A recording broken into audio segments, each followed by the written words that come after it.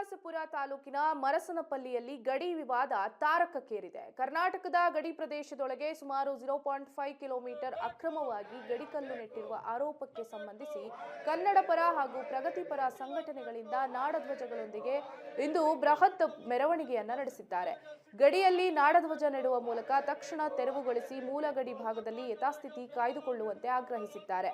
ಅಕ್ರಮವಾಗಿ ಗಡಿಕಲ್ಲು ನೆಟ್ಟವರ ವಿರುದ್ಧ ಸೂಕ್ತ ಕಾನೂನು ಕ್ರಮಕ್ಕೆ ಒತ್ತಾಯಿಸಿ ತಪ್ಪಿತಸ್ಥರಿಂದ ಸಾರ್ವಜನಿಕವಾಗಿ ಕ್ಷಮೆಯಾಚಿಸುವಂತೆ ಆಗ್ರಹಿಸಿದ್ದಾರೆ.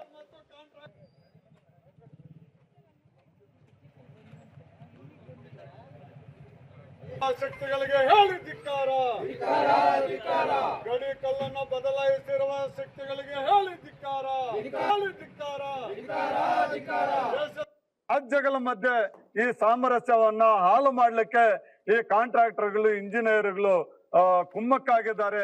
ಅದಕ್ಕೆ ಬೆಂಬಲವನ್ನ ರಾಜಕಾರಣಿಗಳು ಕೊಡ್ತಾ ಇದ್ದಾರೆ. ಇವತ್ತು ನಾವು ಕನ್ನಡ ಪರ ಮತ್ತು ರೈತ ಪರ ಹೋರಾಟಗಾರರು ಒಟ್ಟಾಗಿ ಇಲ್ಲಿ ಬಂದಿದ್ದೀವಿ. ಈ ಹಳ್ಳಿಗಳ ಗ್ರಾಮಸ್ಥರು ಇಲ್ಲಿ ಬಂದಿದ್ದಾರೆ. ನಾವು ವಿನಂತಿ ಮಾಡ್ತಾ ಇದ್ದೀವಿ, ಈ ಎಂದೂ ಕೂಡ ಆಂಧ್ರ ಮತ್ತು ಕರ್ನಾಟಕದ ಗಡಿ ಭಾಗದಲ್ಲಿ ಸಾಮರಸ್ಯಕ್ಕೆ ತೊಂದರೆ ಆಗಿಲ್ಲ, ಇನ್ನೂ ಕೂಡ ಆಗಬಾರ್ದು ಅಂತಂದ್ರೆ ಈ ಜನಪ್ರತಿನಿಧಿಗಳು, ಕಾಂಟ್ರಾಕ್ಟರ್ಗಳು ಮತ್ತೆ ಇಂಜಿನಿಯರ್ಗಳು ಏನಿದ್ದಾರೆ, ಈ ಮೂರು ಜನ ಕೂಡ